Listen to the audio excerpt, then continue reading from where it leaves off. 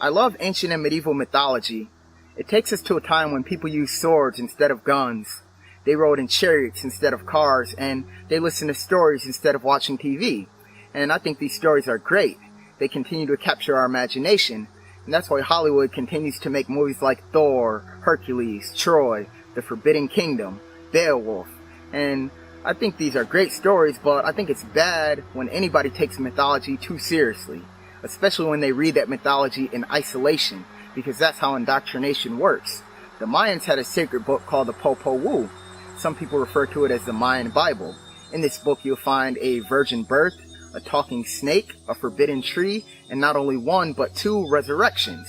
Now, if you haven't been indoctrinated, then you read those things and you'll find them just as ridiculous as you'd find them in the Bible or any other book.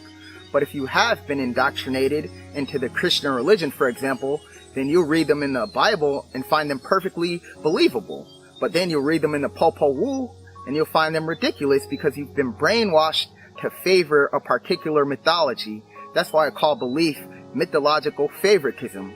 I used to work with a guy who was a Christian, and one day we got into an argument about the divinity of Christ. He said to me, "Name one God who came back from the dead." So I kind of laughed and I said, "Ever heard of Osiris?" And he said no, he'd never heard of Osiris. So in his mind, Jesus was the only God out of all the religions who'd come back from the dead. And it made me wonder how his perspective on religion might have been if he'd been exposed to other religions and read other literature.